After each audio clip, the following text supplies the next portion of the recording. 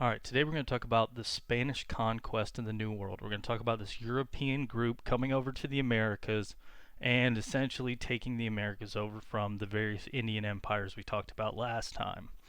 Alright, so before we talk about that, we should discuss why it's going to be the Old World taking over the New World. So we're going to be talking about this Eastern Hemisphere, particularly this Europe area, and specifically this Spanish area, why it's going to take over the Americas, and why we're not going to have maybe a group like the Mayans or the Aztecs or the Incas or one of these Indian empires over here going this direction. Why is it that the Old World will conquer the New World instead of the New World conquering the Old World?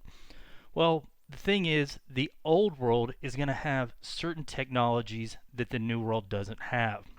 We'll talk about these more in a second here, but Old World's going to have more extensive writing system. The Old World's going to have iron, guns, things like that that are never developed in this New World.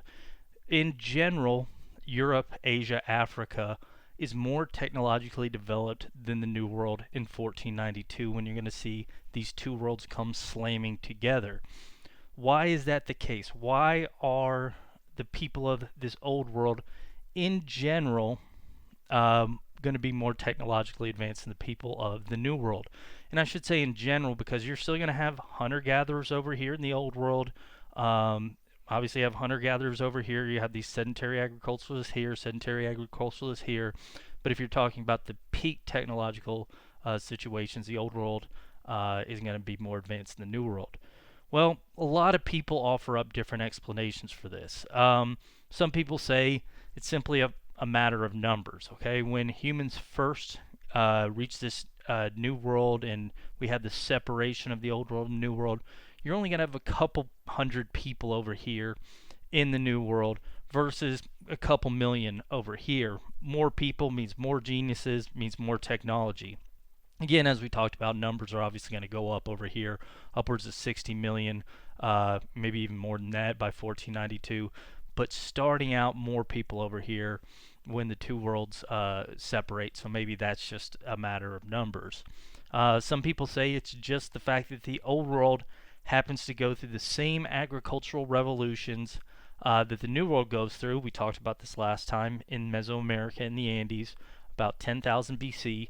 You're going to see similar agricultural revolutions here in the Old World, except they're going to happen a little bit before the New World. We have one agricultural revolution here in the Middle East, and we're going to have another one here in China around the same time, 15,000 or so BC. So 5,000 years or so before we have it happen in Mesoamerica and the Andes. Again, these are estimates. This would be a map of old world agricultural revolutions. There's some argument that independent revolution happened here in Indonesia, sub-Saharan Africa as well. So 15,000 years ago here and here, the same thing that we talked about that happened in the New World happened here. People start planting food, and then along with that comes surplus of labor, technological advancement. It's just that here it happened sooner, so it's going to be 5,000 years head start technology-wise. Okay, some people argue that's what's going on. Some people say it's just a matter of the way the world's shaped. So we have these two agricultural revolutions here and here. Well, you do have these mountains, these Himalayas between China and the Middle East, but you do have a lot of rivers, and you do have, at least up here, you have some rivers and a lot of flat land. Some people argue the fact that the geography separating these two agricultural regions is not going to be as difficult as the geography between these two regions, that we're going to see more technology sharing between agricultural centers here and here throughout history. So 15,000 BC, agriculture's developed. By, let's say, 2000 BC, let's say a plow, and that might actually be a bad example because don't worry about it, but let's say a plow is developed here. It's a great plow. It makes you able to plant food much more efficiently over here in China. It's going to reach over here within a couple hundred years because this area in between is good for trade. It's just not rough to get across.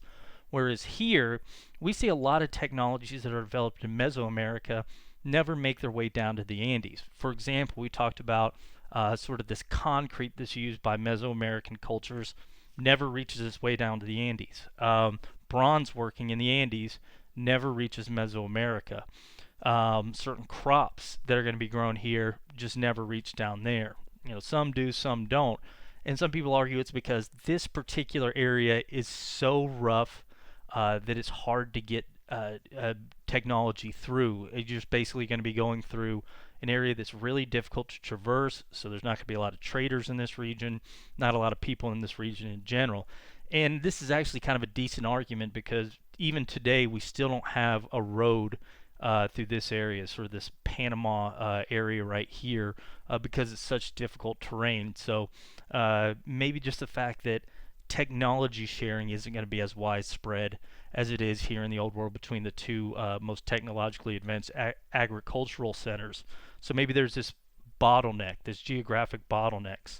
Some people are going to argue that the old world is going to be more advanced than the new world simply because the people of the new world, and we talked about this last time, had driven to extinction a lot of their domesticatable animals. So people of Europe, Africa, Asia, as we talked about, spread out, and they're sort of at this low level of technological sophistication. When humans start spreading out of this region, a lot are still just using, wooden tools or wooden weapons. So they're going to start hunting horses, things like that. Well, the horses are going to have a couple thousand years to evolve to be scared of humans. Again, more complicated than I'm saying right there, but they're going to be able to survive because humans don't enter at an advanced technological level. By the time humans get into North America, however, they're using stone tools, advanced hunting techniques. They're going to drive all their horses in North America, South America to extinction. Similar oxen, be driven to extinction. And we're going to have all these animals that are not going to be available for later generations when you get agriculture to be able to domesticate. Whereas over here, hey, those wild horses, my ancestors weren't able to kill them off because of what we just talked about. I can take the tame ones, I can breed them to be to the point where they can be used by humans, and we're going to see people of the old world able to take advantage of the labor of these animals, the food of these animals. So, whereas the people of the Americas, their ancestors killed off their version of the cow, the people of the old world, Europe, Asia, Africa, they can take these cows and they can use them for milk. Okay, so this basically means an additional food source, which means additional population growth. So people of the old world could essentially get food from grass, by having cows eat it, then consuming the cow's milk.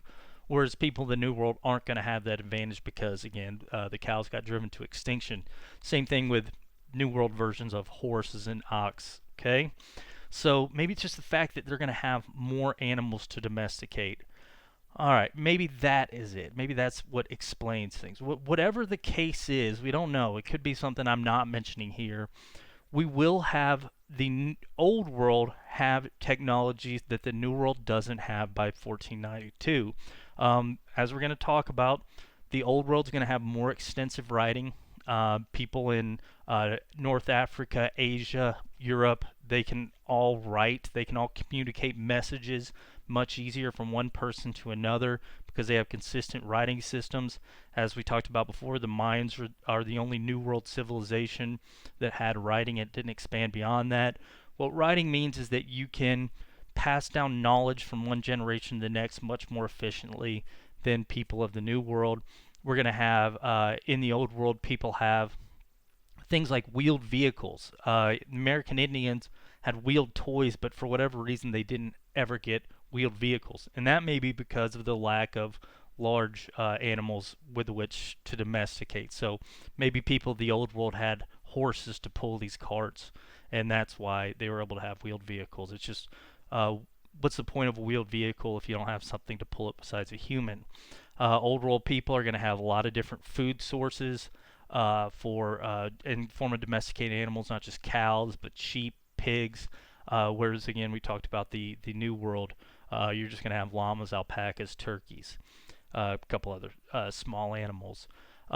People of the old world are going to have things like not only bronze but iron. Iron is and steel are these metals that require intense pressure to smelt. The people of the New World never developed these technologies. Now we're going to see as we're going to see when the Old World comes to the New World, the Old World people will have more efficient weapons than the people of the New World. In addition, the people of the Old World are going to have gunpowder. In China, they develop uh, a a mixture of chemicals that will create an explosion and allow a projectile to be fired from one place to another. We're not going to see that in the New World. Okay.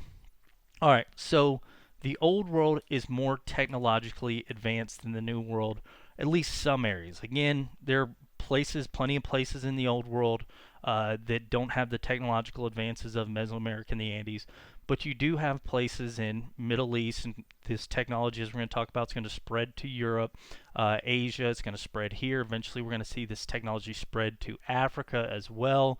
And we're going to have a lot of these more technologically advanced places than even the most technologically advanced places in the New World.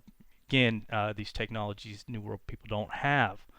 All right, so what we're going to talk about today is one of these more technologically advanced places, Spain, coming to the New World. And we're going to talk about this happening in 1492. Why doesn't it happen before this? All right. Well, it actually does. And we're not going to talk about these various groups, but we do actually have contact from 20,000 years ago to 1492. There is Old World and New World contact. So we're almost certain that people here would maintain some trade for a while between the Old World and New World across this thin channel, and it was even thinner back in the day. You know, this area between Alaska and Russia.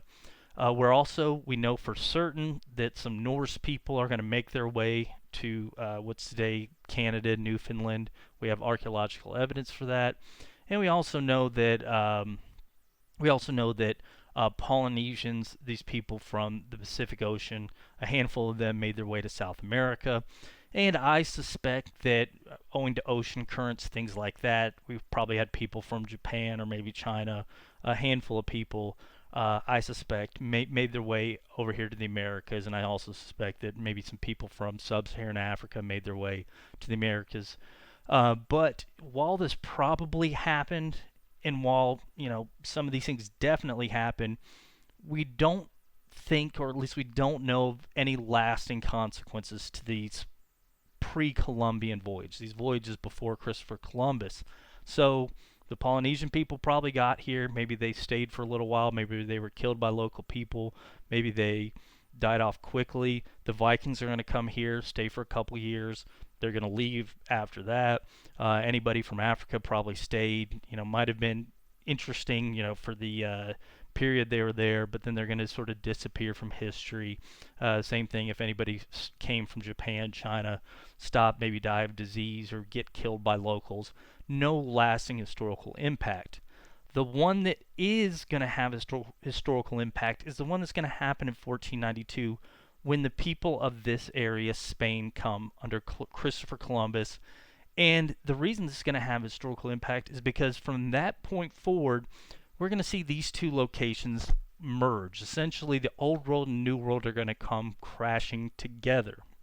All right, so in order to talk about that, we need to talk a little bit about the culture of Spain, because that's going to show us how the Spanish colonized the New World. It's going to sort of give these characteristics that will lead to a specific type of colonization that's going to be very different than these other European groups we're going to talk about when we talk about them colonizing the Americas, England and France. So let's get a little bit into Spain.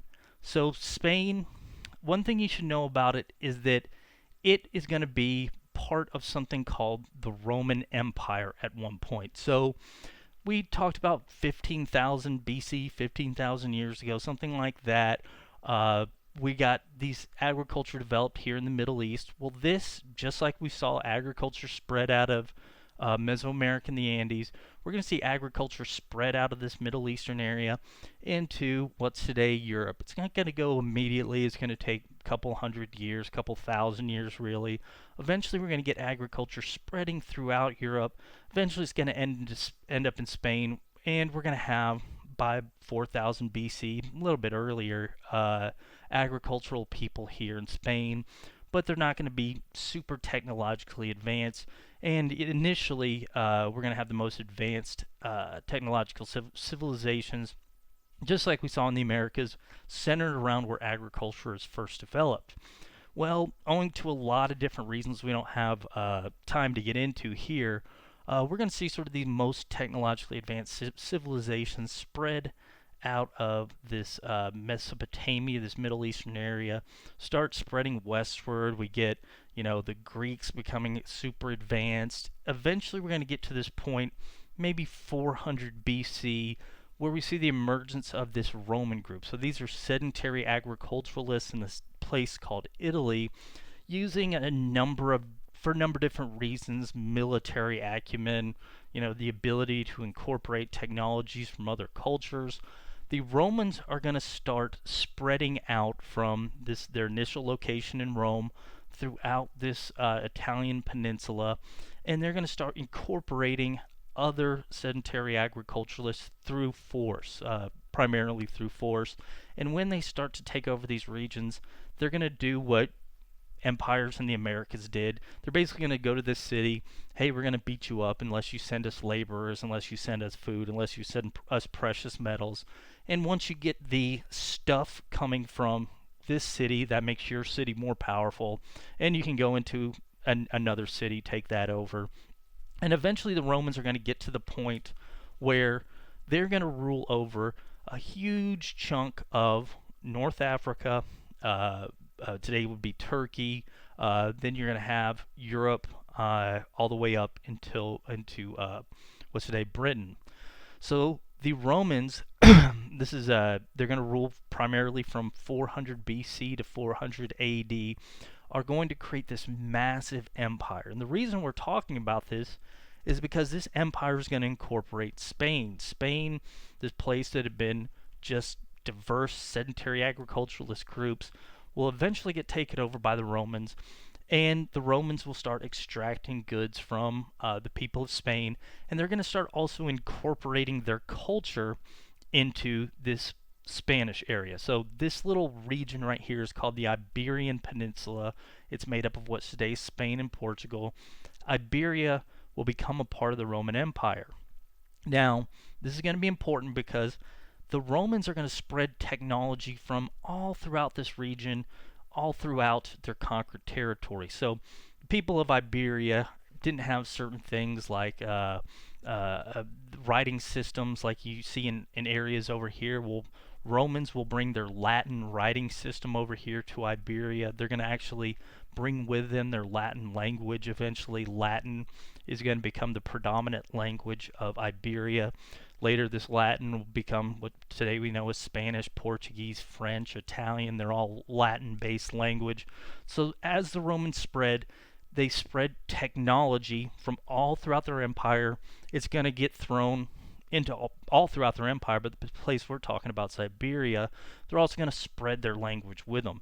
So think about, as the Romans take over Iberia, you now got to pay stuff to Rome, which kind of stinks, but they're bringing certain things that had never been known to Iberia before to Iberia. Another thing that the Romans are going to bring to Iberia is is a religion. So basically, actually, before we look at that, just to know that the Romans, by incorporating such a large group of people, you're taking a lot of technologies, you're centering them on Rome, and then again you're spreading them out. This is going to allow the Romans to develop a huge empire. And as a matter of fact, Rome as a city is going to eventually get to the point where it's over 1 million people, and it's going to have some huge archaeological accomplishments. This is Rome about 100 AD or so. You see they had these aqueducts that bring water from well outside the city, fresh water in, sewage water out. They're going to have horse tracks. They're going to have these coliseums, these sports coliseums where they have gladiators fighting, things like that. Parks. They have advanced plays. Science are going to be really advanced. Part of the reason they're so advanced in science is they're going to steal a lot of science and art from the Greeks, this other empire that existed before the Romans, and basically you're going to come up with this super advanced civilization. Again, heart's going to be in Rome, but they're going to spread some of these technologies to places like North Africa, Iberia, all the way up to Britain. So we're spreading technology, we're spreading the Latin language. Another thing that the Romans are going to bring to Iberia, the place that's eventually going to become Spain, is this monotheistic religion. So most societies start out with multiple gods. You know, there's the god of the sun, maybe the god of the earth, maybe the god of a certain type of crop, maybe a god of the moon. Well, the Romans eventually going to adopt this monotheistic, meaning one God religion called Christianity. Now, Christianity emerges, we're not going to talk about biblical stuff too much, but it emerges here today, this part of the Roman Empire. It's eventually going to start growing. You know the basics of Christianity, the belief that one God, Son Jesus Christ, and essentially he's messenger on earth, and Romans, a lot more complicated we can get into. Eventually will execute Jesus. It's again a lot more complicated than that, but and after this happens, the religion's not going to die out. It's actually going to start spreading. Initially, the Romans, this is kind of interesting, you can read in old Roman documents their response to early Christians. Initially, they think this is a cult, you know, this is something that going to die out really quickly. Who are these crazy people? But we're going to get to the point where Christianity continues to spread, and one Roman Empire is actually going to adopt Christianity as the national religion of Rome.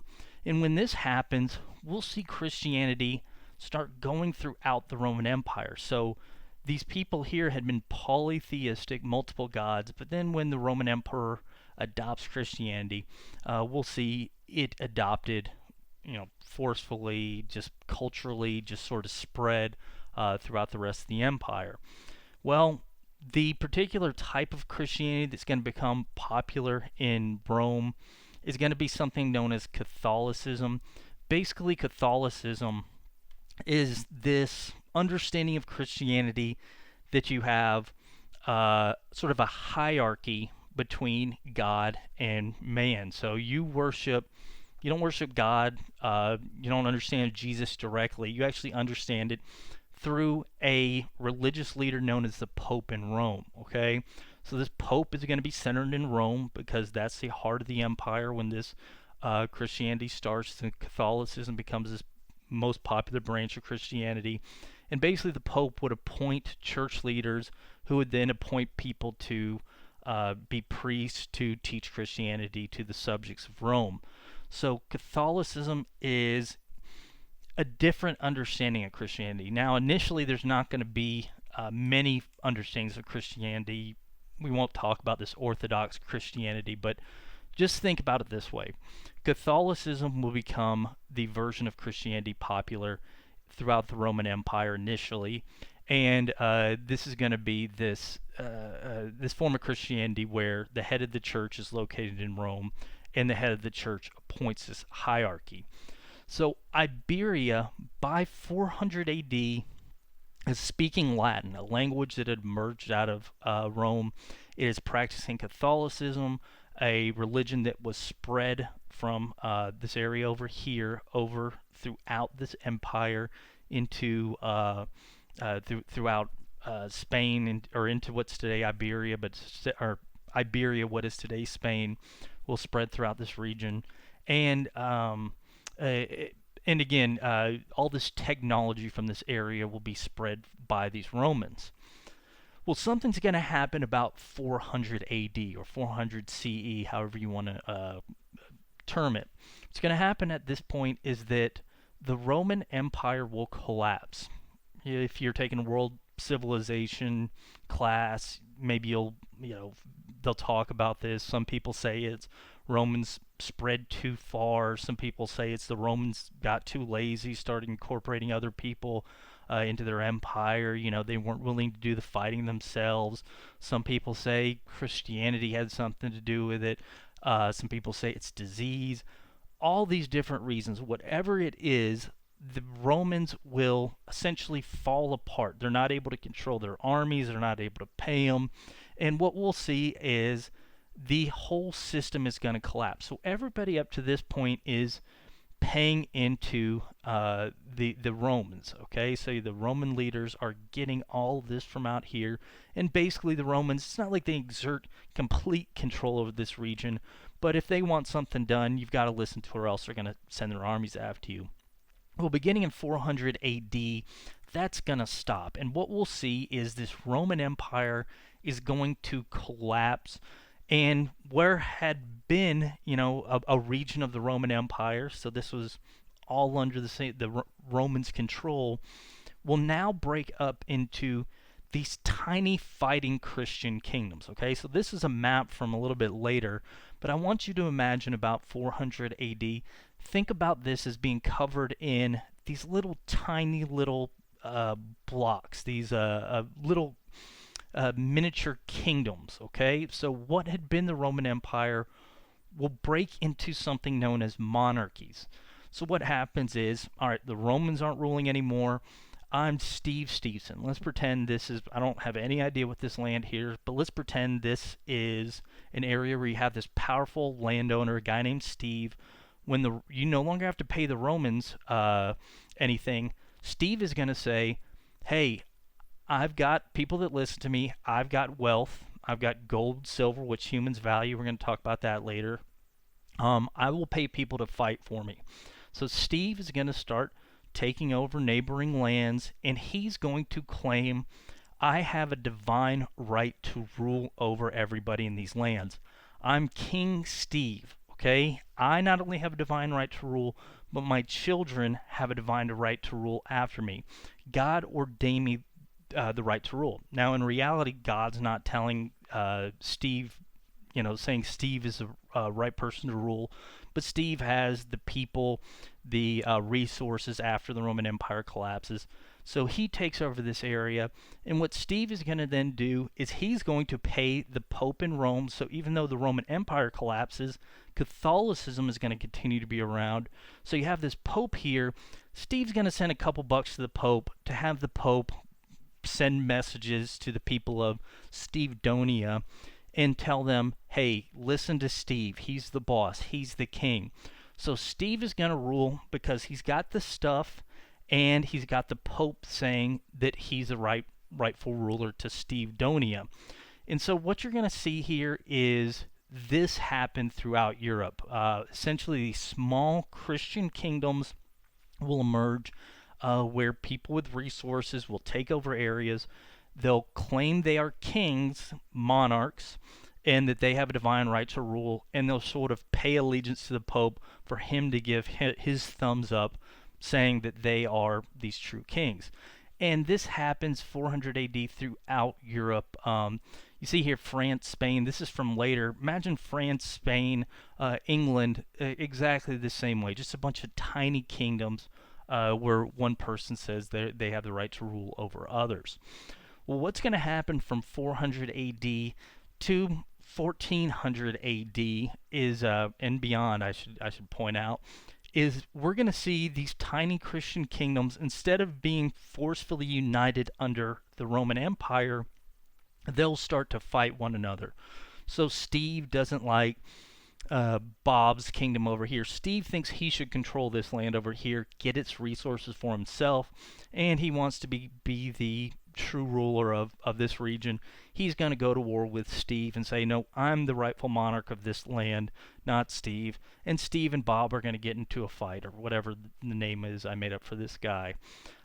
So these guys will start fighting. Maybe these guys will start fighting. And what happens for basically 1,000 years after the collapse of the Roman Empire is these tiny Christian kingdoms start fighting one another.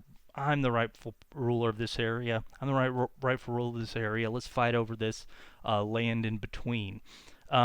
and you're going to see these wars just basically plague Europe. Now, you'll get medieval historians. People call this the medieval times.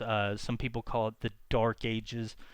You'll get some people claiming the medieval era is not a Dark Ages because stuff got done.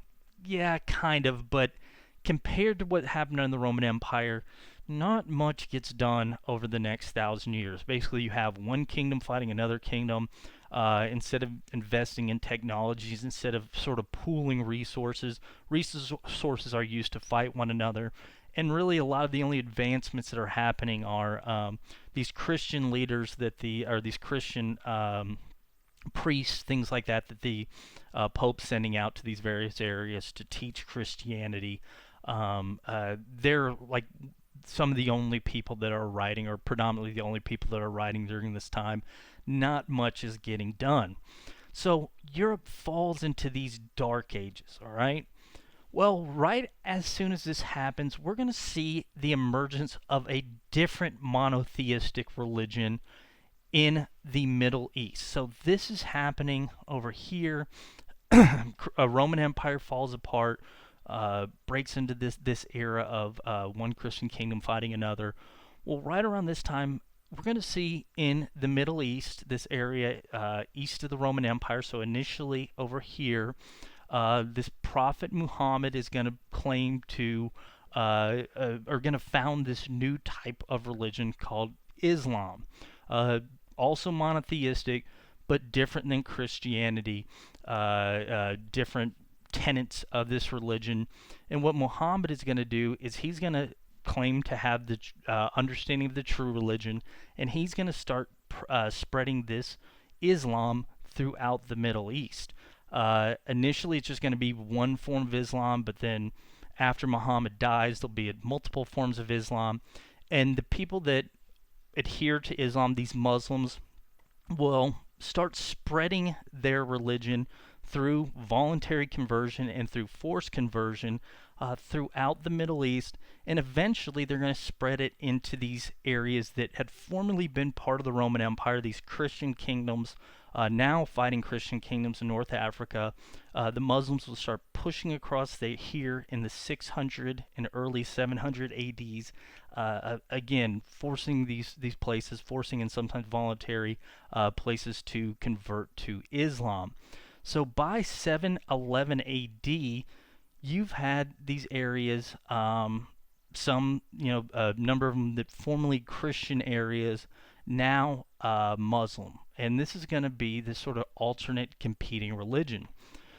Well, what we'll see in 711 AD is people of Islam think they have the true religion. Christians think they have the true religion. Well, in 711 AD, these Muslims, this particular Muslim group known as the Moors here in North Africa, is going to cross over to expand Islam into Iberia, this place that had formerly been part of the Roman Empire, now a bunch of tiny fighting Christian kingdoms. And when these Muslim Moors cross over, we'll see the beginning of something that's come to be known as the Reconquista. Depends how you define it. Some people say it's 711 AD, some people say 790 AD. But when these Moors cross over, they'll start easily taking over these various Christian kingdoms in Spain. And the reason that's going to be fairly easy is because at the time, these different tiny Christian kingdoms are fighting one another. That's the situation throughout Europe. I'm the rightful king, I'm the rightful king, I'm fighting one another. Hey, we Moors are united under our religion. We're expanding our religion. You're not going to stand a chance against this united Moor force if you're also fighting your neighbors to the north and east and west. These guys are going to take you out fairly easily. So from 711 to 790 AD, the Moors are going to push all the way up through Iberia, and this fight between these Christians and these Muslim Moors. Well, by 790 AD, again, the Moors are going to be almost all the way up into what is today France. Well, what then happens at this point is we'll see that the various Christian kingdoms will start to realize that, hey, if we continue to fight one another, we're going to die. So we should start uniting under our religion and start fighting back against the Moors. Otherwise, we're going to die. We're going to be converted. These guys are going to take over not just Iberia, but all of Europe. At the same time, we're going to see the Pope in Rome. So again, still running things. All these different Christian kingdoms paying the Pope, for him to recognize them as true monarchs, true leaders of their areas.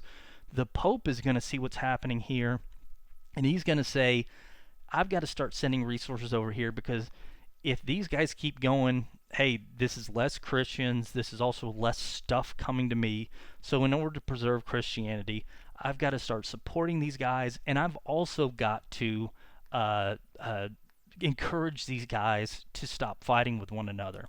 So by 790 AD, these Christian kingdoms, the remaining Christian kingdoms, will start setting aside their differences to push back the Moors. And we're going to see, this is why some people say 790 AD, because this is when you actually see the Reconquest or Reconquista start. Again, some people say it's when the Moors invaded others, when actually the pushback begins. But what we're going to see is these various kingdoms set aside their differences and begin to fight the Moors. All right, so this Reconquista, it's going to have a number of effects in Iberia. Okay, so it's going to begin 790 AD, and this is going to continue all the way until 1492 AD. Okay, so this is going to be 700 years of war, 800 if you go all the way back to 711 AD. Of just constant war in Iberia as these kingdoms start fighting the Moors.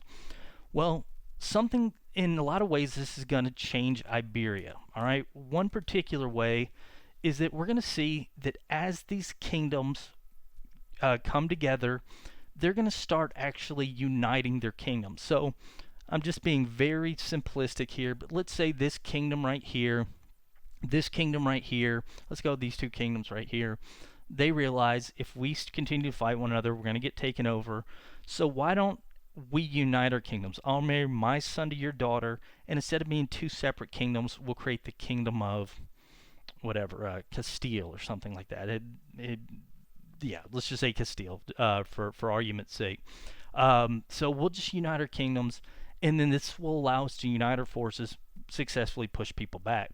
Well, okay, let's unite our two kingdoms. Now we're going to get the son of these two people, let's get him to marry the daughter of this person. We're going to not unite our kingdoms. Eventually, we're going to start seeing these kingdoms unite into just two kingdoms, Spain and Portugal. They're going to be uniting under Christianity and uniting to push back the Moors to the point where there had been dozens of different kingdoms in Iberia, Christian kingdoms fighting one another. By 1492, there's only two.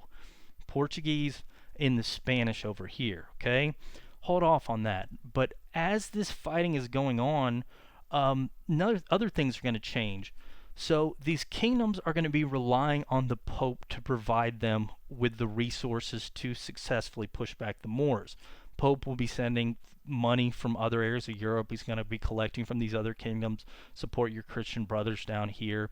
As he's sending this money, he's going to be basically telling these kingdoms, you kind of need to be paying more attention to me and listening to me more than these other guys. A lot of these kingdoms up here in the other parts of Europe would pay the Pope, but they would handle their day-to-day operations. These kingdoms are relying on the Pope for survival. So the Pope's going to have more of a close connection with these various kingdoms, and he's going to have more say in how they operate. So he's going to start dictating things to these various states, and he's going to start incorporating the Catholic Church into the kingdoms more than we see in other areas. He'll start to dictate laws that says, you have to basically have religious council for the kings. You have to have, we won't get into this, but like these inquisition, basically to root out people that maybe were secretly Moors or secretly Jews. This is going to be another religious group we haven't talked about. But we basically have to make sure everybody in a government position is adherent to Catholicism. We got to make sure everybody provides to the Catholic Church, things like that. So we're going to see these kingdoms much closer tied to the Catholic Church than other areas of Europe. Not only that, but we're going to have the Pope start dictating things here that you don't see in other areas of Europe. So one thing that you had during the Roman Empire is you had slavery. The Romans would take over an area. The people they would conquer, sometimes they would take them as slaves, ship them back to Rome or different parts of the empire, and forcefully use their labor. You had no legal rights, anything like that. No little prospect of social, economic betterment, anything like that.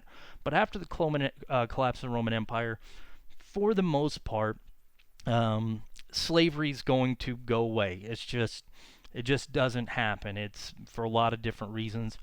Well, slavery will exist in Spain, Portugal, Iberia as a result of the Reconquista. One of the ways the Pope is going to hope to encourage people to fight the Moors is he's going to tell these various kingdoms, and eventually these two kingdoms, it's okay to enslave somebody, use them, take them, use their labor as your own, if they are non-Christian, with the idea being that if somebody serves to fight the Moors, they capture a Muslim in battle, they can now use that person for their labor. The hope here is that this will get more people to fight because then you can enrich yourself.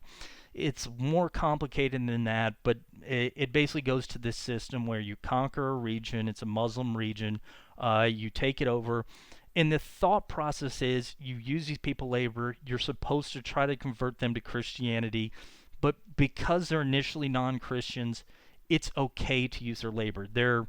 You can't enslave Christians, but you can enslave non-Christians.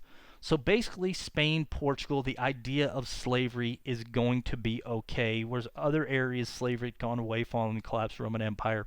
In Spain and Portugal, it'll be practiced because of this fighting. All right, so Spain, Portugal, 700 to 800 years of fighting. By the end of this thing, 1492, they're going to finally expel the remaining Moors out of Iberia.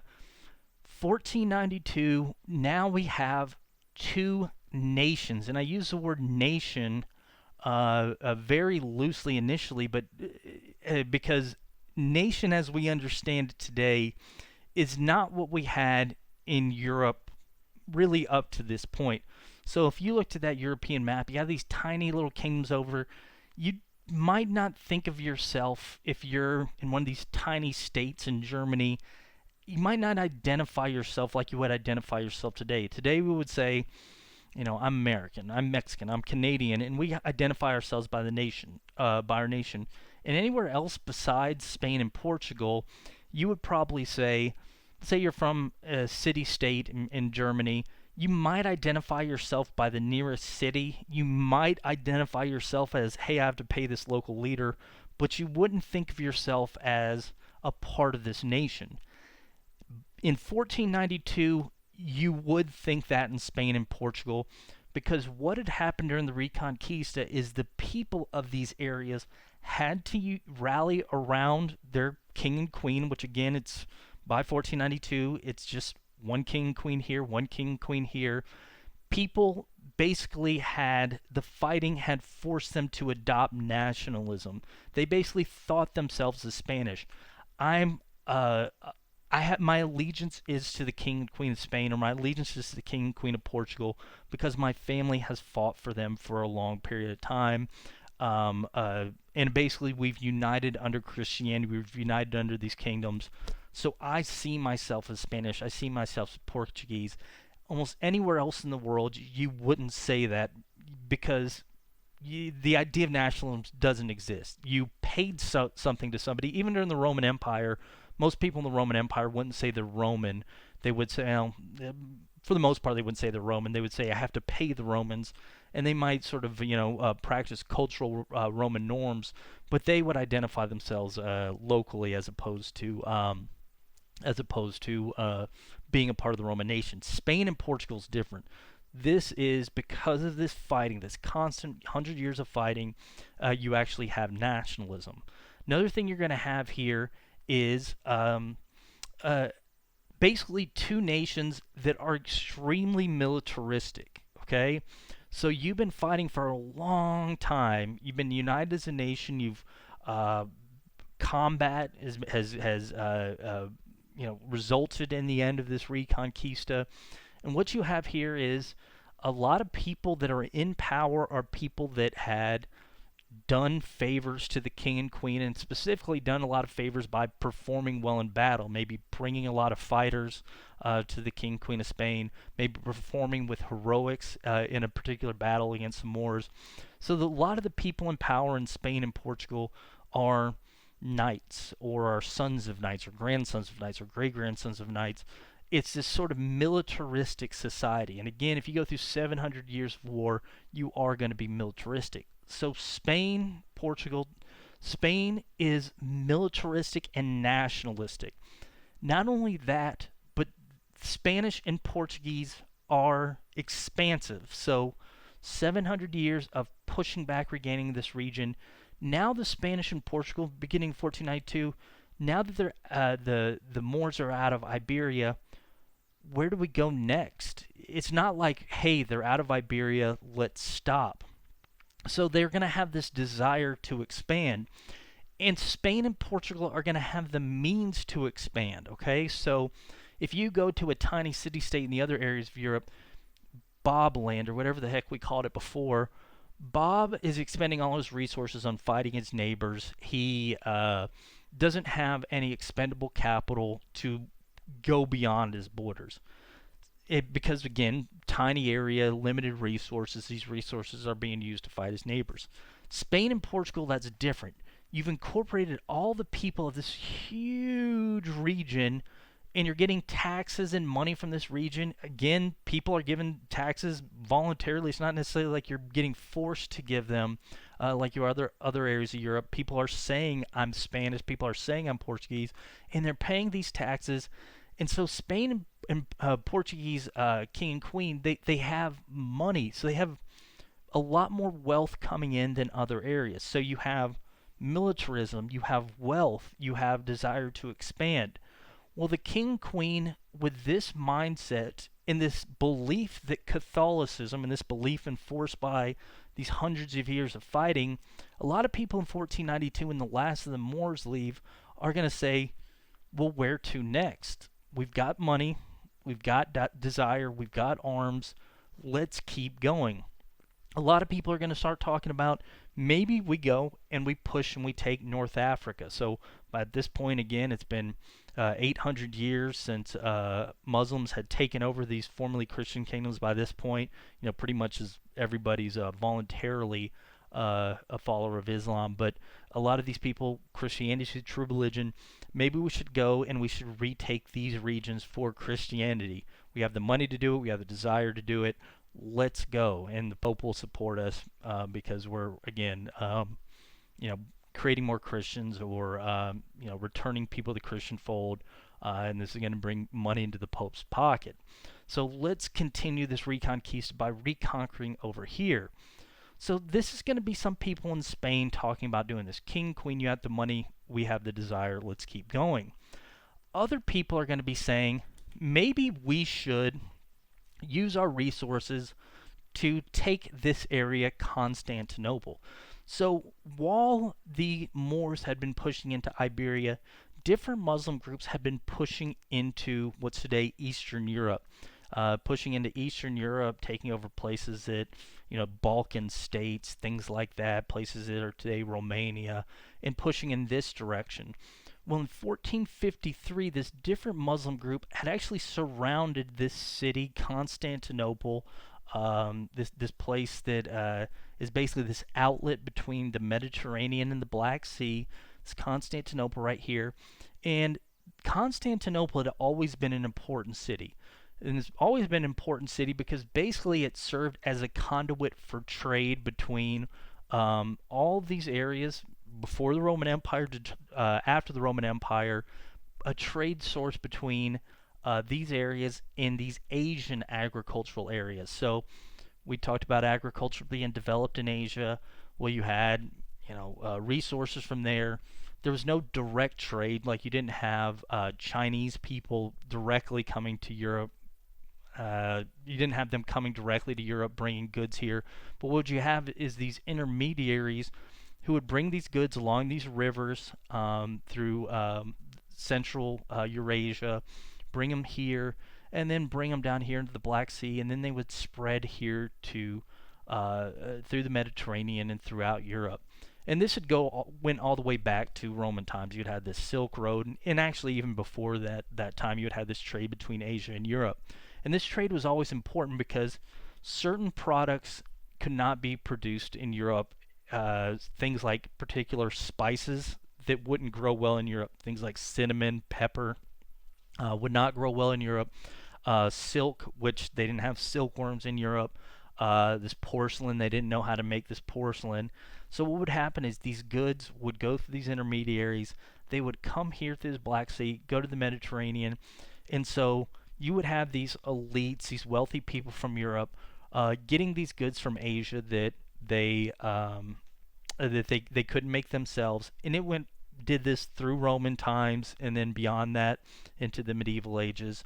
And this had gone on until 1453. What's going to happen is this different Muslim group will take over Constantinople. Well, what this is going to do is this is going to prevent these goods from going out here into the Mediterranean, because you are not supposed to, as Christians, trade with Muslims. And there's various restrictions within groups here of not trading with Christians. So you had these goods coming from Asia. You can now no longer get them because this outlet is gone. And as we're going to see, the Muslims have taken over this region as well. And you can't really trade up here. The river systems just don't work to where you can get the goods from here. So what happens in 1453, and this is shortly before the end of the Reconquista, is all this sweet, sweet goods these guys were getting from Asia, these silk, this porcelain, this spices, it's going to get cut off, okay? And elites in these areas are going to be sort of fiending. And I know a lot of this stuff might not seem that important to you, but silk is way better than the material they would make clothing out of back then. Most people had like flax clothing that was incredibly itchy, so silk feels a lot better than that. Spices, food was terrible back then. You know, if you're wealthy and you can afford to put pepper or cinnamon or whatever on your stuffed cloves, something like that, you're gonna do it because meat's rotten and gross. But now that's going to be cut off for decades, and so some people in Spain are going to argue that the king and queen should use their expendable capital to go over here to Constantinople and retake it from the Muslims. So forget going down here and reconquering. We should use our expendable capital, our militarism, to reconquer Constantinople, get these goods coming in from Asia back there. And one more time, I should point out, people in Asia, and this is something we can't really talk about in this class, they knew the Europeans existed. They got goods from there. People over here knew the Chinese existed, and they had been getting goods from here for thousands of years, and even before that. But they didn't know much about each other directly. But now they know the seizing of Constantinople has cut off these goods. And some of these elites are going to be saying to the king and queen of Spain, let's get this stuff started again. We missed this. So 1490s, we're going to see that King and Queen of Spain, and also the King and Queen of Portugal, I should point out, what do we do now, and should we attack Constantinople? Well, the King of Portugal, they actually went through the same thing as Spain. They have expendable capital. They have United Kingdom. They have their own money. They actually consider launching their own expedition. And I should point out the Portuguese and Spanish. You can kind of think of them as frenemies. They're both Catholic. They both have this shared Reconquista experience. They both speak very similar languages, but they're both ruled by different kings and queens. Well, the Portuguese, they're going to say Constantinople's really well defended. It's going to be incredibly difficult to get in there. So what the Portuguese king is going to decide is, instead of doing that, I'm going to listen to this navigator that approaches me, and he's basically going to say to the King of Portugal, hey, you've got expendable money. Why don't you give it to me? Let me outfit some ships.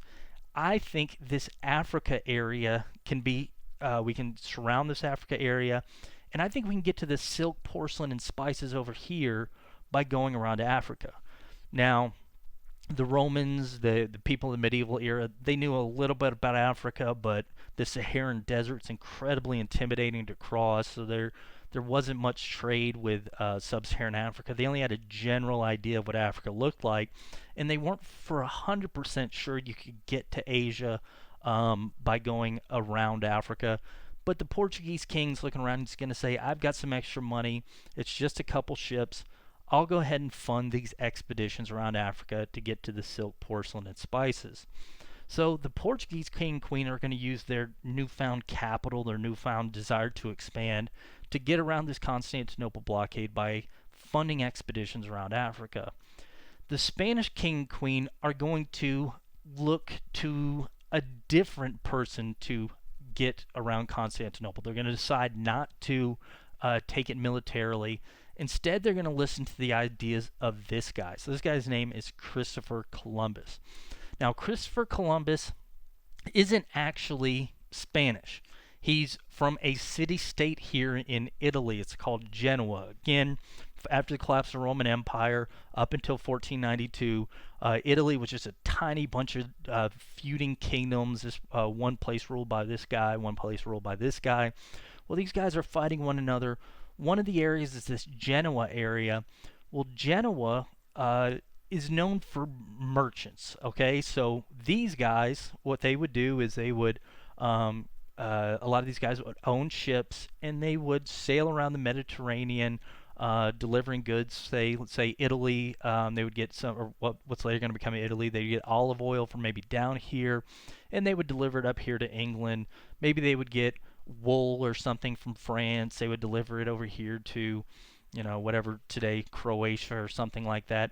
And they would basically sail around the Mediterranean. Well, Christopher Columbus's father, he had been a merchant. He trained around the Mediterranean. Columbus is going to train under his father. He's going to start running his own merchant ship.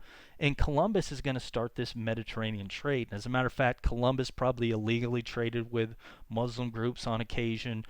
He'd sailed ships all the way up here to England. And basically, Columbus had gone all around the Mediterranean. There's actually one trip he went here to North Africa. He did some trade there. And he had an extensive knowledge of the navigation of this region. Well, Columbus, he also is going to, in his travels, come into contact with a lot of old knowledge, a lot of knowledge from the Roman Empire, and a lot of knowledge that the Romans had taken from the Greeks and empires that had come before them. And he's going to come across the math of this ancient Greek mathematician. So this guy had written this 1,000, 1,500 years before. Somebody had noticed that, the Earth's curvature. By this point, I should point out that the Earth is, everybody in Europe that knew anything knew that the Earth was round. I mean, it's silly. You look at the moon, it's right there. That's round. It's obvious we're round. And guys like Columbus, whenever you go on the ocean, you can actually see a tiny curvature of the Earth. Everybody in Europe, I shouldn't say everybody, but the vast majority of educated people knew the world was round. Columbus is not going to be the first to say the world's round. Never think that, okay? But what Columbus will think, looking at some of the old documents he comes across this one ancient Greek guy that basically did the math. This guy looked at the curvature of the Earth. He basically did some experiments, and he predicted the circumference of the Earth. So the true circumference of the Earth is 24,000 miles around. I always get that confused, but 24,000 miles around. The guy that Columbus is going to listen to, his math is off, and he's going to predict the circumference of the Earth is about 18,000 miles around. It's actually kind of funny because a different ancient mathematician had predicted the circumference of the Earth within 200 miles. Columbus doesn't read that guy. He reads this guy who says the Earth is round, because of course it is, but he predicts that it is going to be about 6,000 miles shorter than it is in reality. So Columbus is going to come across this math. He's going to look at the situation with Constantinople being closed down. He's going to see that the Spanish king and queen have expendable capital, and he's going to come up with an idea. What if I get some funding together? He's actually going to seek private funding. He's just going to collect his own money. He's going to find some other Genoese merchants that have some money lying around, and he's going to start putting together his own fleet with the idea of sailing west. We don't go through Constantinople, but what if I sail west, and then if the Earth's only 18,000 miles around, I just sail west, and I will get to China, this silk, porcelain, spices. Europeans also know about this India area that's got some goods there. They've also heard about these spice islands down here. Instead of going through Constantinople, I'll sail east, and I'll get to it by sailing across the ocean for a little bit. Again, he thinks the Earth is 6,000 miles shorter than it is, and Europeans don't know that the Americas existed. So imagine in Columbus's brain, cut this area out. This doesn't exist. So he thinks he's going to pop out over here, and then he's going to end up over here. So sail a couple thousand miles this direction, and then pop out over here, and he'll be at India, China. He'll get the silk, porcelain, and spices, and then he shoots back over here. It comes out over this direction, and then can sail in to Genoa or Spain or wherever and bring these goods in. So he thinks that we can get around the blockade of Constantinople this direction. Well, Columbus, he'll bring his ideas to the king and queen of Spain and say, hey, you have resources, you have a desire to expand. If you do this and you fund me, I'll bring the goods in through here. We'll sell them out of Spain, which means that all the elites in Spain are going to get these goods that they've been missing, and you can sell the goods to the Portuguese, you can sell them to the French. France is, by this point, still a bunch of fighting kingdoms. All these other elites over here, they'll have to get it through Spain. This is going to bring even more money into your pocketbook because you can put, duties or taxes or whatever the heck you want on them to make it to where you earn more money.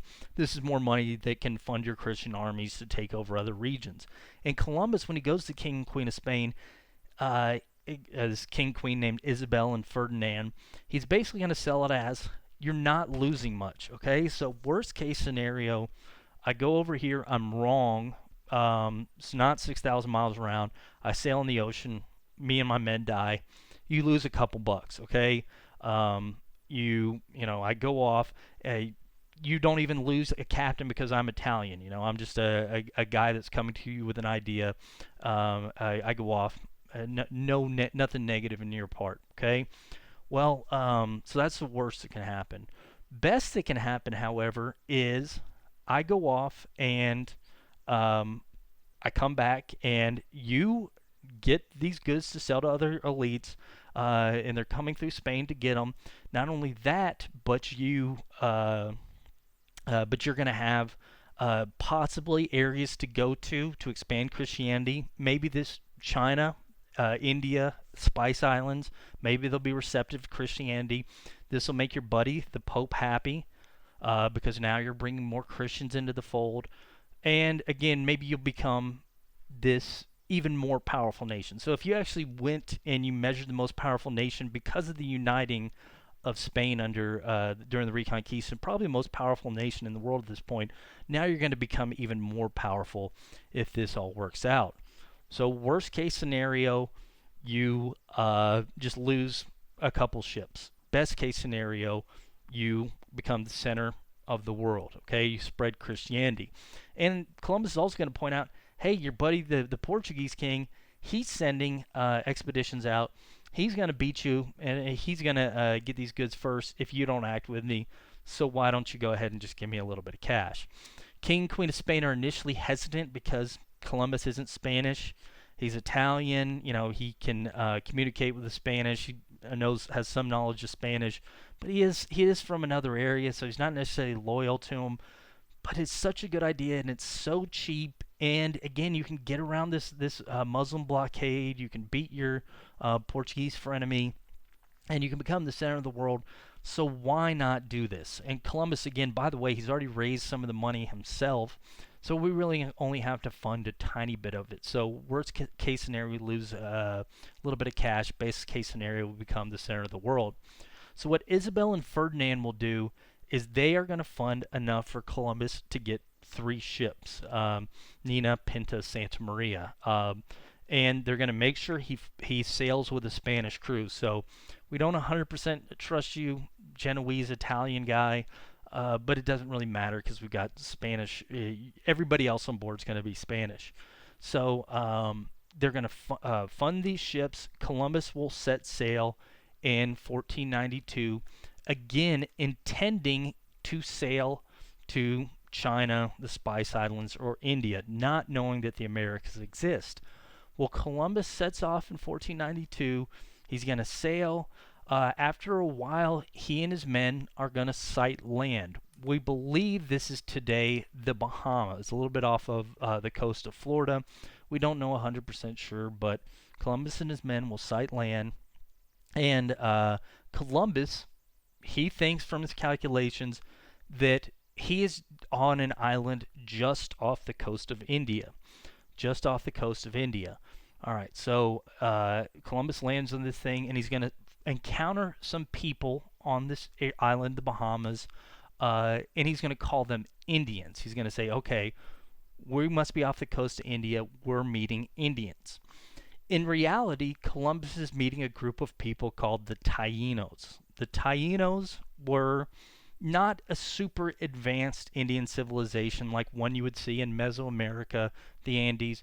They're not even as advanced as the Pueblos or Mississippi culture people, but they are sedentary agriculturalists. So the Tainos, they subsist off growing things like manioc. So they have permanent homes, these wooden homes, but they would get their protein from fishing, and they would grow fruits, vegetables, and they would, live at their one place for a long period of time. They would trade between different islands. The Tainos, again, there's no single Taino ruler. It's a cultural affiliation. So the people in the similar language group, from southern Florida, Cuba, what's today Haiti and Dominican Republic. These Taino peoples are all throughout here. There's extensive trade through the region. For the most part, these people are friendly with one another, although there's not a single Taino ruler. So it's not like an empire he stumbled upon. It's just a group of American Indian people, sedentary agriculturalists. They don't have the advanced stuff of Mesoamerica, the Andes, Mississippi culture, or the Pueblo culture, but they are sedentary agriculturalists. So these Tainos certainly don't have the technological advancements that the Europeans are about to show up with. Well, Columbus is going to land on the shore of this island off the Bahamas, meet with his first Taino people. Now, when I grew up, we got this impression that Columbus is going to show up, he's this great explorer, and he's going to, unite the two worlds, and he's sort of a positive figure. That's been replaced in modern times with Columbus as a sort of evil madman that's going to step off and just immediately start killing people. Neither of those impressions are true, although the latter is probably more true of the two. But that's not going to come until later. When Columbus gets off in the Bahamas, he's going to see people that he thinks are part of India. And he's heard from these stories that there's an king of India. He thinks it's this great kingdom. So he's not going to want to upset the king of India by killing these people. And Columbus needs information. So why would he step off and start immediately killing people? He's not going to do that. He's going to get off and meet with these Tainos, thinking they're subjects of the king of India, and thinking they can tell him where the capital of India is, where the king of India is. And he thinks they can give him information, tell him where the silk is, where the porcelain is, where the spices are. So when he gets off, he's going to treat the Tainos fairly well. He's going to provide them with stuff they've never seen. Things like, iron. He gives them these bells. He provides them with cooking pots, stuff like that. The Tainos, they're going to see this guy. They're going to treat him fairly well because, hey, this guy has stuff I've never seen before. He's dressed fairly interesting. So Columbus treats the Tainos well because he wants information from them. He also wants to learn more about the area. As a matter of fact, when Columbus gets off first to the Bahamas and then later when he's going to make stops in what's today Cuba and Hispaniola, the way he's going to do things is basically uh, he's basically going to ask them for where can I find things. One of the things he's going to learn about is some of the stuff they grow. He tastes hot peppers, which is a very different plant than black pepper. So today we call black pepper the stuff that's on just about every dining room table. We call that pepper. We also call the peppers that, spicy peppers, we call those peppers. Well, goes all the way back to Columbus's first voyage. He is going to taste these spicy peppers that are native to the Americas.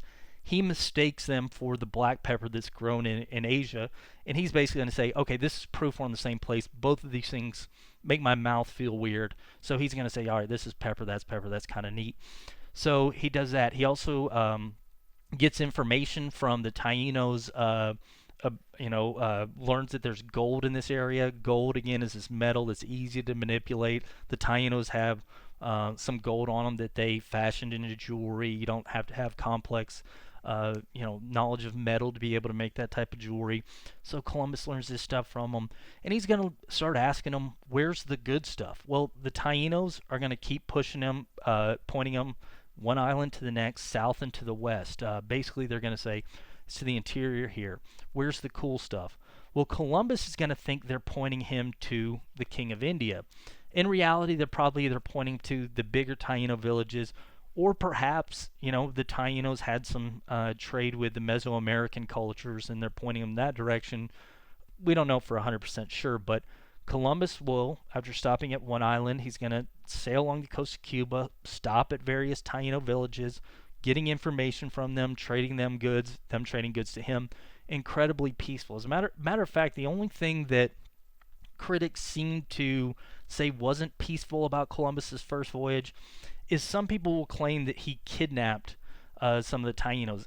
I don't think that's what's happened. I think what happened is he stops and meets with some Tainos. The Tainos, he basically says, will you come along with me, show us where we're going, and then maybe says, will you go back with me to my home? Well, the Tainos, they are used to traveling around the Caribbean, 1 or 2 days travel between various islands.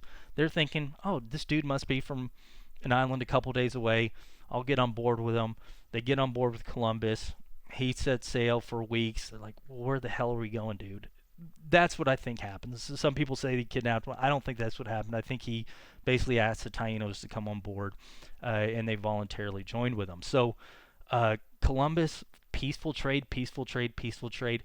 Until the end of 1492, Columbus has started sailing around this island of Hispaniola, what's today Haiti and Dominican Republic, and he's going to start running out of supplies. Not only that, but one of his ships runs aground, and Columbus is going to decide, all right, I have not found the heart of India yet. I haven't found China. I haven't found the Spice Islands. I found some spices. I found people with gold, and these people seem incredibly nice. And Columbus thinks that they would be willing converts to Christianity, but that's not what the king and queen have sent him for. The king and queen have sent him for spices, silk, porcelain, but he doesn't have that. So what Columbus is going to say, I don't want to go back empty-handed. I think I'm really close. I think it's just a little bit in the interior here, especially from what these guys are saying. This is where India is. Again, we know it's not, but Columbus doesn't know that. And he's going to say, all right, well, maybe I should do something to make sure I get a return voyage.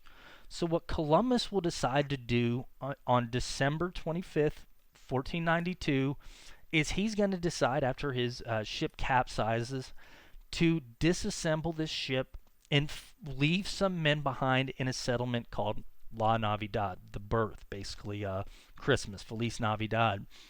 He's going to leave some of his men behind, and he's going to sail with the remaining men back to Spain. He's going to bring a couple Tainos with him, a couple of the goods they got, but he's going to leave some men behind. Now, some people argue he leaves the men behind to learn native language, so it's easier to trade in a return voyage.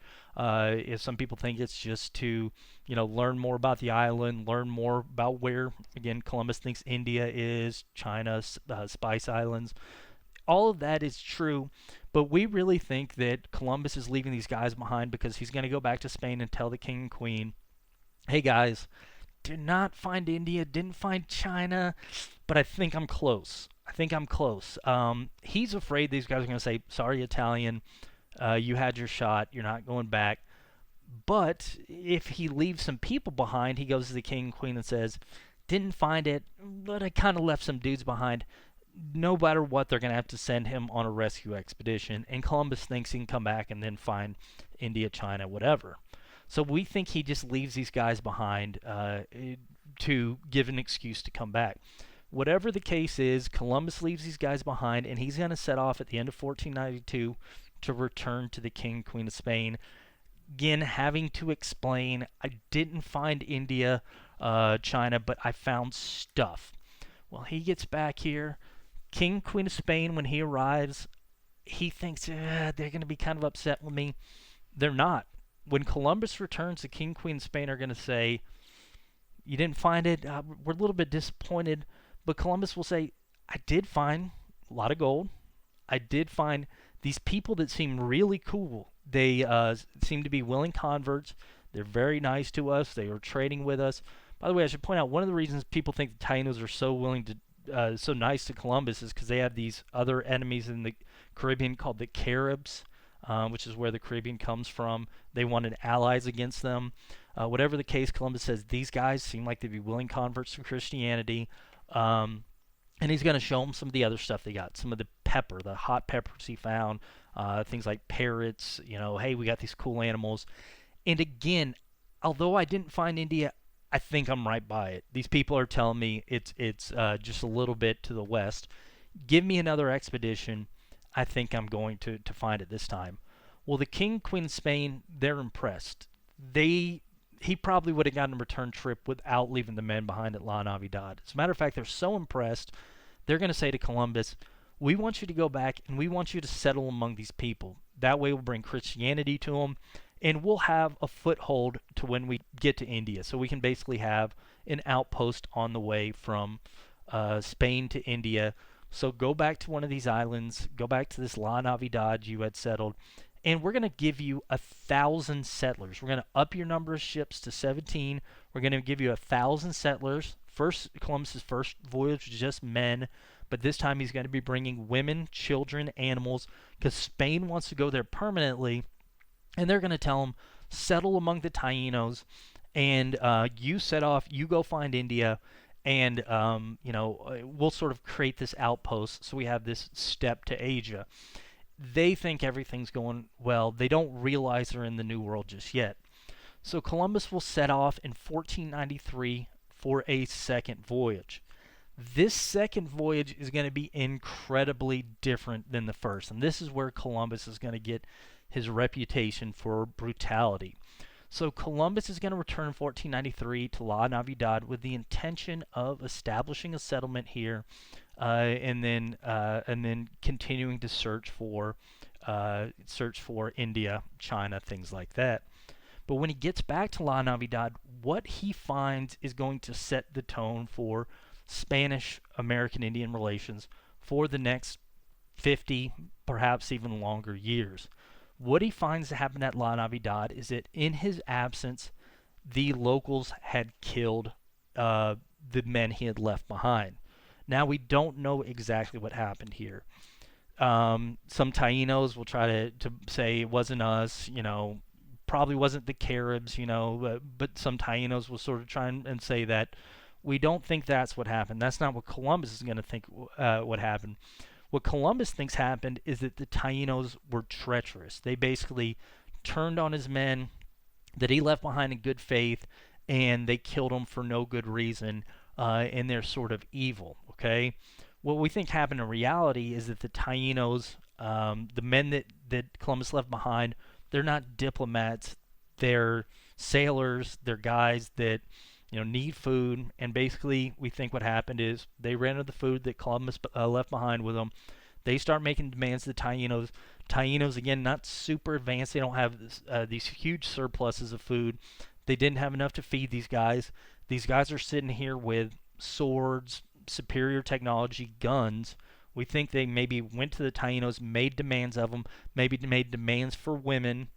The Tainos, maybe they forcefully attacked one village, other Taino villages to prevent that from happening to them, then attacked La Navidad, destroyed it, and the men left behind. So we think it's probably something like that. But Columbus doesn't see it that way. The men with him don't see it that way.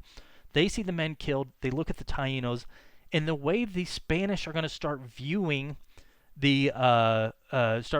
Columbus, or not viewing the Tainos, is almost like the way they viewed the Moors. These are non-Christians who have now attacked and killed Christians. So Columbus left from his first voyage thinking the Tainos were friendly potential converts, good trading partners. What happens at La Navidad is going to completely change his mind and change his attitude toward the Tainos. And it's not just going to be this encounter with the Tainos, because what happens afterwards is Columbus is going to set off. He's actually going to leave his the people behind on Hispaniola to form a settlement. They actually settled a different area, but Columbus is going to set off and basically tell these people start building a settlement in spite of the Tainos being mean, and he's going to take off and search for India. He actually sails all the way around Cuba, sees Jamaica, but he doesn't find India, he doesn't find China, doesn't find the Spice Islands. So he's going to return to Hispaniola and his settlers, and he's going to look around and say, I'm basically going to be going back to Spain yet again with nothing, with no India or China to show for things.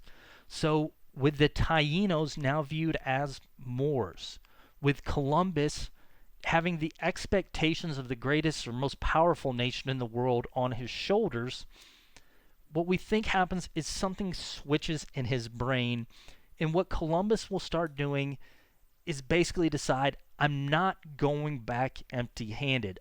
If I don't have silk, I don't have porcelain, I don't have spices, I don't have a direct map to India or China, I'm going to go back with something. I'm not going to let the king, queen of Spain down. So what Columbus is going to go back with is slaves, gold, okay? So if I can't have holds full of silk, porcelain, and spices, I'm going to go back with slaves and gold. So what Columbus will start ordering the people of the Spanish settlers of La Navidad to do is to go around Hispaniola, go to the various Taino villages. And when the Spanish arrive, they estimate there's some 200,000 Tainos on Hispaniola. Go to the various villages on Hispaniola and tell the people they're now subjects of Spain. The Spanish are now the bosses here. And as subjects of Spain, you have to pay us a certain amount of gold every month. So for every person in your village, you have to provide, I'm just making up numbers here, but 3 ounces of gold.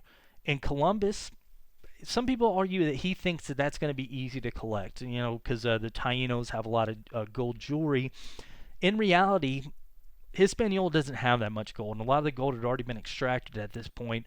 So when he tells the Tainos to do this, even if they work incredibly hard, they're not going to be able to meet this quota. Well, Columbus had kind of planned for that as well, because he's going to tell the people if they don't provide the gold as a tax, essentially you can treat them as heretics and you can enslave them, or you can punish them to force them to pay this tax. So he's going to tell his men to go out to these various Taino villages, and what they should do is they should, if the Tainos can't pay the gold, then force them to work, okay? Cut off their hands. We'll actually see some Spaniards come into these Taino villages. You didn't get your quota of gold, I'm chopping off your hand. So we'll see the Spanish start doing this. If the Tainos still don't pay the gold, maybe start taking some of their settlers as slaves. They're not Christians, and basically Columbus can fill his ships full of these Taino slaves and go back to the king and queen and say, hey, these guys fought us, they fought Christianity, they're like the Moors, so we can enslave them. Now the thing is, they're not like the Moors, all right? The Moors were essentially technologically equivalent to the Spanish. When they fought, it was a fair fight. These Tainos do not have the ability to resist the Spanish like the Moors did. And what's going to end up happening is the Spanish will start doing things like this, chopping off Tainos' hands, enslaving them. The Tainos will try to fight back As you can imagine, if somebody comes in your village, takes your aunt, your uncle, maybe chops off one of your hands, you're going to fight the next time he comes around, but you're not going to be successful if this guy has guns, this guy has steel, and all you have is maybe dried up hot pepper bombs, which is what they had, or in maybe wooden or stone weapons. You're not going to be able to do this. So the Tainos will try to resist. This is going to get the Spanish to enslave them even more, start treating them even more cruelly, and we'll see the Spanish just start wiping out entire Taino villages. Columbus, he's not, well, this is a lot of debate here. Some people don't think he doesn't know the extent of what's going on. We think today that he does, but the way he's saying it is, hey, this is going to either get me gold or slaves, so thumbs up, I'm for it. So what we're going to see is the Spanish start attacking the Tainos. Tainos try to resist. This is going to give even more reason for the Spanish to attack the Tainos. And what's going to happen here, I mean, this is going to be, we're going to not see anything like this. Even later in the Americas, we won't see anything like this. The Spanish will unleash dogs. These dogs they had been using to fight the Moors in the Reconquista. They'll be ripping the Tainos apart. There's one dog that supposedly killed like 30 Tainos in a single night. Spanish will just go in, start chopping the Tainos down. They have horses, things like that. The Tainos don't have. And it's just going to be this brutal, brutal attack on the Tainos. The Tainos are either going to have to run into the countryside, die, be enslaved. There's few options they have for these in the face of these Spaniards.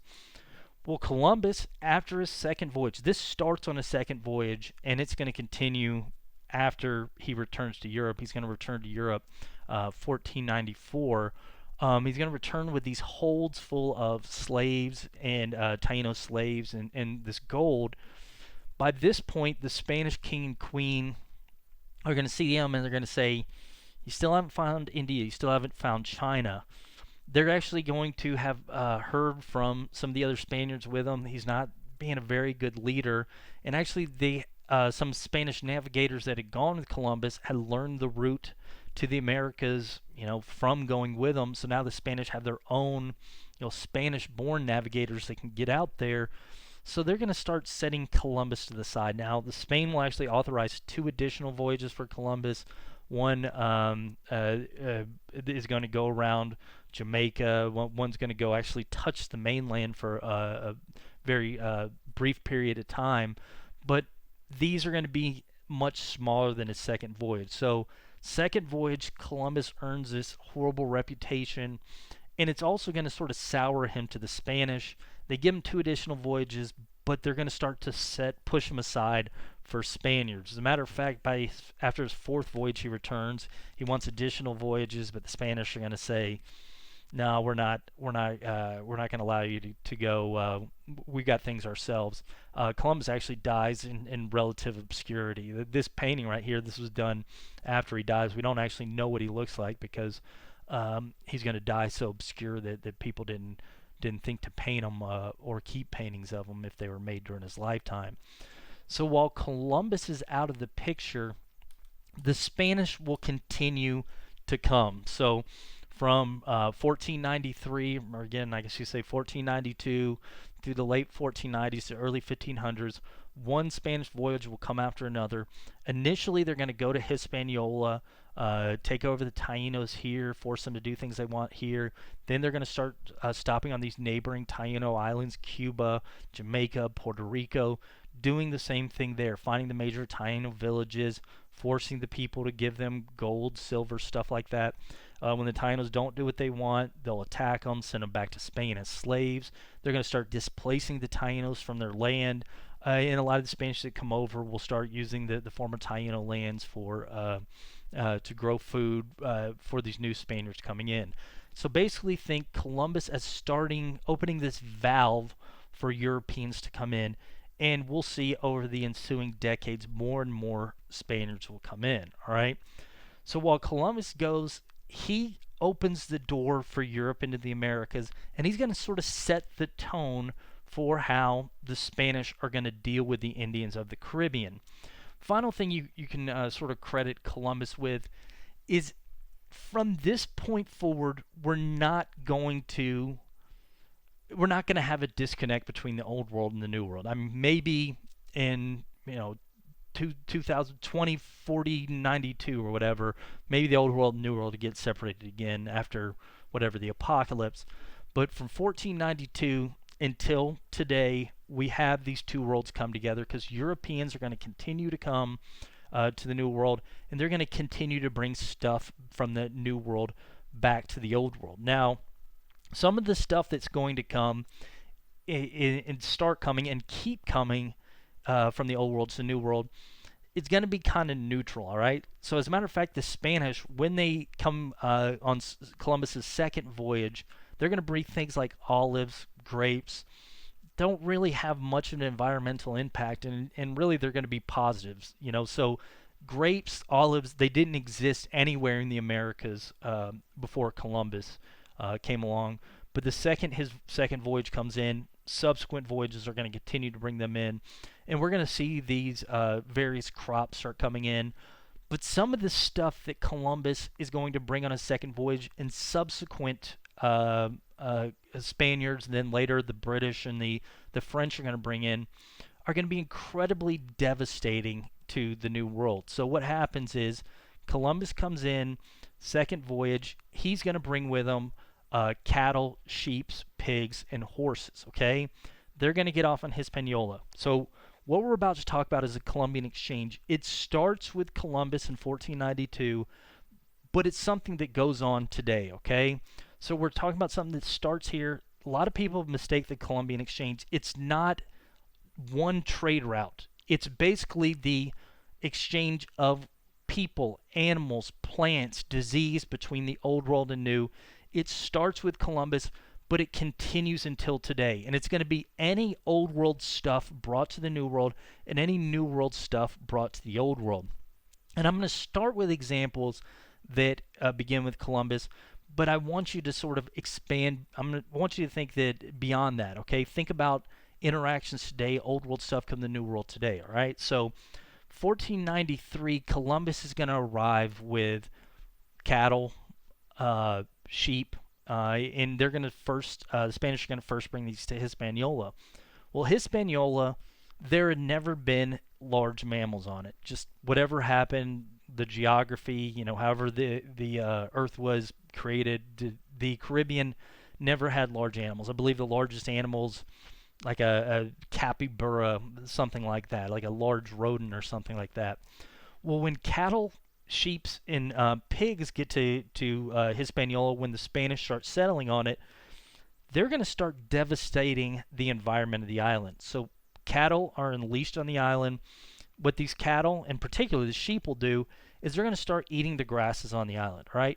Well, if you bring a cattle anywhere in the old world, or not anywhere, just about anywhere in the old world, Africa, Asia, Europe, what's going to happen here is they start feasting on native grasses. It's not going to be a big deal because you've always had, not always, but past millions of years, you've had large mammals eating these grasses. So if you let sheep, cattle in Ireland, they're going to go to grass. They're going to start chewing on it. They're just going to chew the leaves of the grass. And the reason that they're only going to chew the leaves or the stems of the grass part of the grass is because that grass had evolved alongside mammals. So it has these extensive roots to where, the animals can't lift it up as they're chewing. Well, you go to the Caribbean and you go to certain areas of the Americas, the grasses hadn't evolved alongside that because they hadn't needed to, because there hadn't been these large mammals in these areas. And so when the cattle get off and the sheep get off, they start eating the grass, they start ripping up the roots. And I'm just giving this one island as an example, but it's going to extend when Europeans later go to the Americas. We'll see the impact in those areas as well. So they're going to chew up this grass. Without the grass there, soil is going to be loose. It rains, the soil will now get into streams. Streams get all cloudy. What happens to the fish? What happens to the insects that eat that grass? We're going to see, beginning with the introduction of the Europeans, this environmental change. Later, when Europeans come to the Americas and do the same thing, this is going to lead to whole areas becoming deserts. When we later talk about Europeans in Mexico, they bring sheep. There are areas that they initially describe as having grass everywhere. They introduce sheep. The grass is gone because the sheep eat all the grass. it starts this environmental destruction, and we see it first here in the Caribbean. This is part of the Columbian Exchange. And again, I don't want you to think this is just the Caribbean, because the Columbian Exchange is a concept extending to any old world thing introduced to the new world, any new world thing introduced to the old world, because today we even have these issues. Like if you ever go to a lake here in Texas, there's always going to be these billboards outside the lake saying wash your boat off. And the reason they say wash your boat off is because they don't want zebra mussels spreading. Zebra mussels are actually something that arrived from Russia in the 1970s. They were a ship had taken on ballast in Russia or somewhere in the North Atlantic, and then they go to Canada. They unload the ballast. These zebra mussels get out of the ship. There's no natural predators to them in the New World. It's just the environment hadn't created, evolution hadn't created these natural predators. So the zebra mussels are going to get loose first in the Great Lakes, spread throughout the Great Lakes, and they're going to continue to grow unabated because there's nothing that had developed to eat them. And so they're going to then start spreading down the Mississippi River, start spreading to lakes throughout the Mississippi, into lakes adjacent in areas like Texas, Alabama, Mississippi. And so you have this creature that clogs up pipes, and once it gets in, it's almost impossible to get rid of because there's no natural predators to it. That's the Columbian Exchange, and that's animals coming with this Columbian Exchange in modern times, all right? So don't think of this as just being something that's something that happened 1492, 1493. It starts then, but it's going to continue to the present. Another thing, and we mentioned this before, that's going to be part of this Columbian Exchange is crops. So when the Spanish come, and then later expeditions comes, they're going to introduce all these crops to the New World. Again, some of these are going to have a big environmental impact. Some won't. Things like citrus fruits. We think of that as being a big thing in Florida, California. That's from the Old World. That never existed in the New World until the Columbus. And Columbus doesn't actually, as we mentioned with the zebra mussels, he doesn't actually bring these things himself. It's just he starts this. But that stuff is going to be things that Europeans, Africans, Asians bring over here after 1492.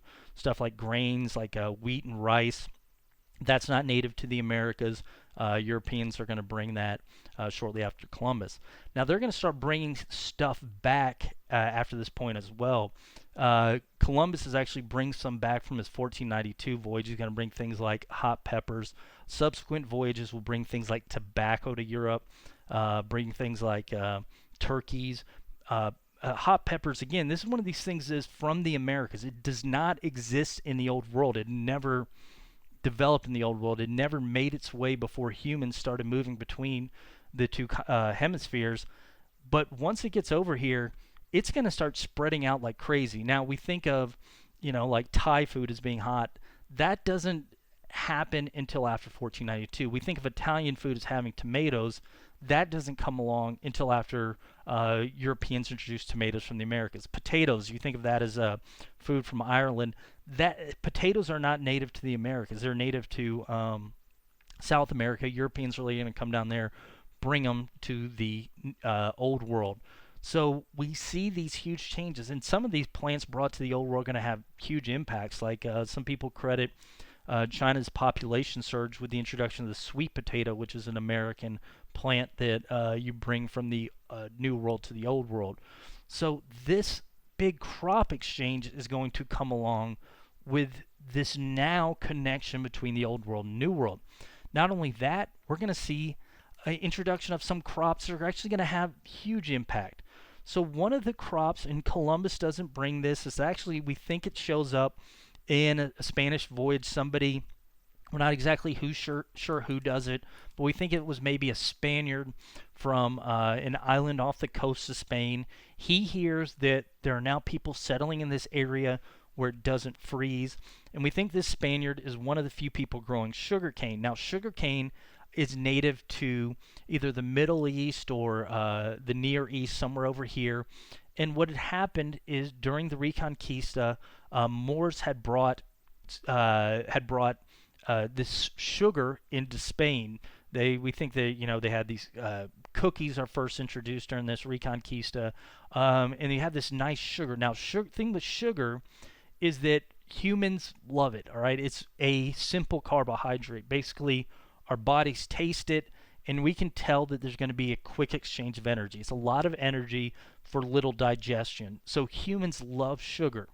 Well, the problem for Europeans is that there's almost nowhere in Europe that can grow it because sugarcane, in order to grow it, you need a cycle of 2 years of no freezing. Well, almost everywhere in Europe freezes. Even on the coast of Italy, stuff like that, it never freezes.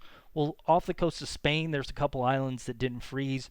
And so Europeans, if they wanted sugar, can't get it from Muslim areas. You're not supposed to trade with them. You can only get it from these handful of islands. Well, we think one of these sugar producers off the coast of Spain hears about these Caribbean islands where it never freezes, and we think about 1496 or so, this guy or whoever it was, we don't know for sure, is going to introduce sugarcane to the Caribbean.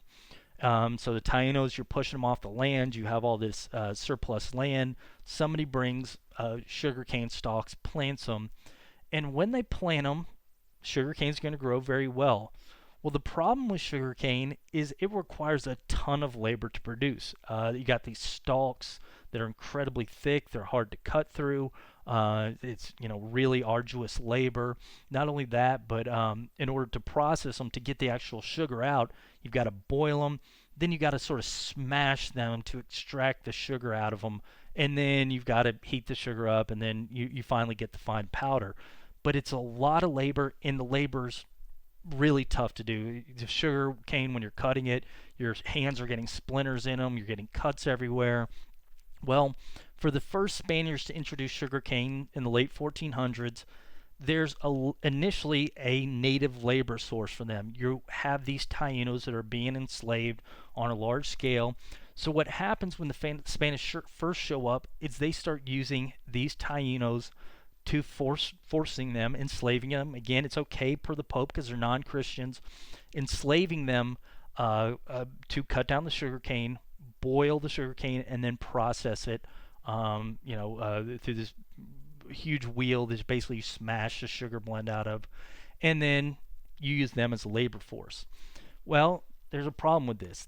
This is tough labor. I mean, it really is. In the Spanish, the way they're treating the Tainos, they're dying because of being forced to work. They're they're going to be dying initially because the Spanish are treating them so poorly.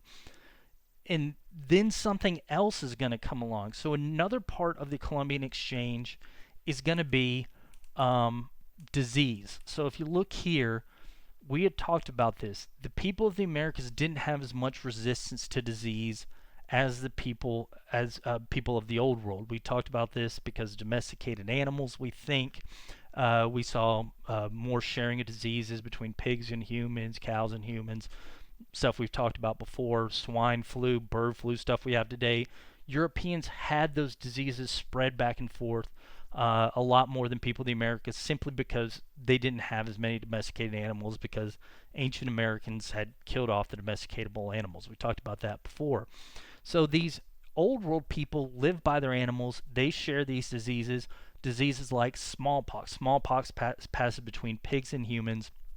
First generations of humans in the old world get these things. They're going to die off. Those who have some resistance are going to survive. They're going to pass the resistances off to their children. And eventually, after hundreds of years of plagues, thousands of years of plagues, you're going to have a population with some base resistance. Now, things like smallpox are still going to kill Europeans, old world people, but it's not going to be the level to what you'll see when these diseases are introduced to the Americas. And this is going to happen very soon after Europeans start settling. We'll see a number of these diseases introduced. So imagine you're a Taino, these Spaniards show up, they're starting to demand gold of you, you can't provide it, so they enslave you, they put you to work on this sugar plantation. Backbreaking labor, you're barely surviving the work they're putting through. You've almost gotten killed by Spaniards, the number of attacks in your villages before you were enslaved. But now you're put to work here. Now you're going to start to see people with these pox start appearing on their face everywhere. And all your friends and neighbors are going to be dying at a huge rate, 80%, 90%. And you're adding this on to all the people dying of dogs, the Spanish killing people, all the people that have been enslaved being put to this hard work. Now you're going to start seeing the Tainos die of an even greater rate of disease. So what's going to very quickly happen, late 1400s, early 1500s, on these Spanish sugar plantations and other, it's not just sugar cane, the Spanish will also introduce a number of other crops, is the Tainos will start dying off at dramatic rates. Some people think disease will wipe out, so between smallpox, certain types of influenza, yellow fever, malaria, will kill 80-90% of Tainos. Well, you add that to the death from, a Taino resistance, we're going to see the Taino population on Hispaniola, in Cuba, and these other neighboring Caribbean islands uh, fall off incredibly dramatically. As a matter of fact, we talked about the estimate. Columbus estimated 200,000 Tainos on Hispaniola in 1492. By 1550, so about 60 years later, the Taino population is going to be down to less than 500. So 200,000 Spanish attacks, disease, working on these sugar plantations, down to less than 500. All right, so complete wiping out of this Taino population. Well, this is going to lead the Spanish to introduce a new element of this Columbian exchange. And this part of this Columbian exchange that we talked about a little bit before, but it's going to become even more dramatic after these Tainos start to die off. So the Columbian exchange includes people. So the Spanish are coming over voluntarily in droves to the Caribbean. That's part of the Columbian exchange. And then, some Tainos are forcefully brought back to Europe. You could say that's part of the Columbian exchange. But we're going to see a new continent be introduced or be involved in this Columbian exchange in the late 1400s, when the Spanish, in order to replace the Tainos that are starting to die off, are going to start to take slaves from sub-Saharan Africa and introduce them to the Caribbean to replace the Tainos that are dying off. Now, we're going to talk about this in a lot more detail later, but just know that the Portuguese, had been making their way around Africa. They had actually made voyages to the Spice Islands. They're getting their own trade coming back from this direction. But they'd started to make contact with these sub-Saharan African groups, and they'd quickly discover that, for a lot of different reasons, but we think primarily this Saharan desert makes trade difficult between Asia and Europe and sub-Saharan Africa. People down here don't have certain technologies. They have steel, but they don't have firearms. So the Portuguese, what they would do is trade things like firearms, and what they would do is they'd get in return things they don't have, like ivory, things like that, mahogany, and they would bring this back to Portugal. Well, the Spanish in the late 1400s are going to start setting up their own trading zones here on the coast of Africa, and one of the things that they're going to be trading for, European textiles, European firearms, is slaves. So again, we'll talk about this a lot more later, but sub-Saharan Africa is very similar to a situation in most of Europe at the time, where you have one kingdom fighting another. Well, a lot of these coastal kingdoms, they fight a neighboring kingdom, and when they defeat this kingdom, just like the Spanish defeating the Moors, they would take the captives as prisoners and as slaves. Well, the Spanish start showing up, and they're going to get some of these slaves in exchange for these goods. And what they're going to start doing in the late 1400s is they're going to start importing some of these African slaves to replace the Tainos as slaves. And as we're going to see, it's going to be particularly on these sugar cane plantations that these African slaves will be brought. So we see the introduction of slavery, and the Spanish will justify this as okay because in sub-Saharan Africa, they're not Christians. There's a handful of Muslims down here, but for the most part, these are different polytheistic religions down here. So the Spanish are going to say the Pope says it's okay because these are non-Christians, and we'll see the introduction of African slaves begin with the Spanish in the 1490s. So we see by 1500 here, and especially by 1510, these islands, what has started to happen is basically the Taino population gets wiped out, or mostly wiped out, and they're going to be replaced by Europeans arriving here, from Spain, and then we're going to see these Africans brought in to replace the Tainos. So if you go to Cuba Hispaniola today, you're probably not going to find very many people native ancestry. As a matter of fact, they did a DNA test and they tested people in Cuba Hispaniola, and there was less than 1% of people's DNA was Indian ancestry, and almost all of that was from females, meaning Indian women that Spaniards took as concubines and then had children, and that sort of the only surviving Indian DNA. The rest is going to be Europeans that come over, Africans that are forced over as slaves. By the time the Spanish realize this isn't next to India, which some debates over when exactly they make this realization. Let me put it this way: by 1506, it's pretty well accepted that there's this. They're in this new area of the world. We've already seen the Caribbean completely change demographics. Well, it's at this point, about 1505, 1506, where we're going to see the Spanish start sending further expeditions out. So we're not in India, we're not in China, we're not in the Spice Islands, but where are we? Well, these Spaniards are going to start that they send out are going to start returning with word that okay, we're not near India, we're not near China, we're not near the Spice Islands, but rumors are that there are kingdoms over here and maybe we can conquer them. So what we're going to talk about next time is the era of the conquistadors.